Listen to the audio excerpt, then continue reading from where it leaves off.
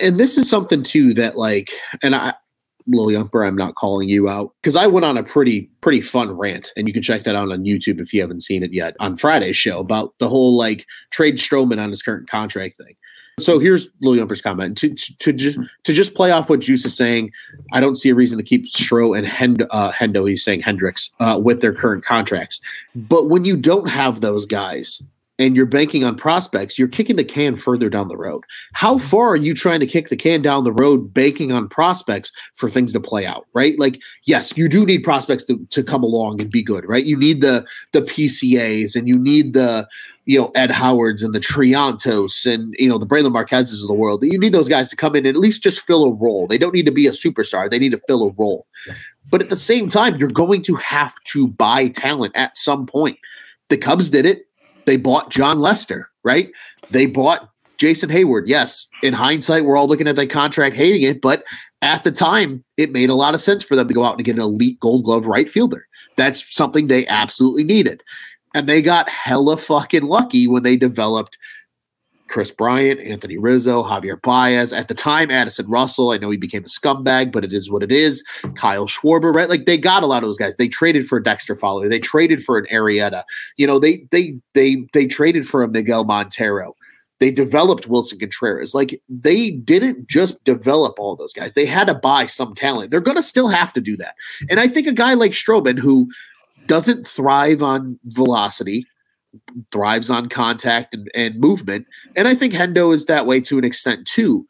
You still need those guys while developing that talent, because you can trade your veteran talent every trade deadline, right? You could keep trading it. But at what point do you stop trading talent because your prospects don't pan out? Not every prospect pans out. And I'm glad, for the sake of the argument here, Yumper dropping back in, says the reason I say it because they're signed 2 to 3 years. I don't want to trade, but Jed created the situation, not adding more to lay the foundation. Say, Stro contracts were all that was done. Sure. But you also can't make a championship team in one offseason. The Cubs didn't do that. Like, Rizzo came along in 2011, 2012? I mean, he came along pretty early in the process. Then you had Bryant later. Then you had Baez, who was already there. You had Wilson, who was already there, right? They went and bought Lester in 15. They went and added a guy like Hayward in 16. You don't build a championship team in one offseason. That's just the case, right?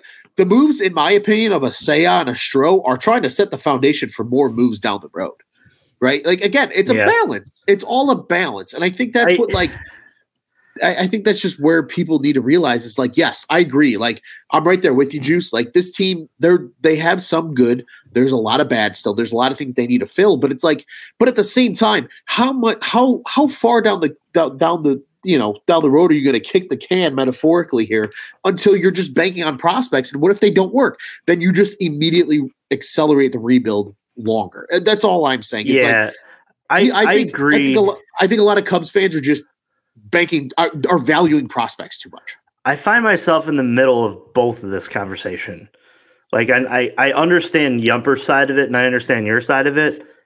I just wish, and this is the only thing, either way, pick a lane, but let your fan base know which lane you're in.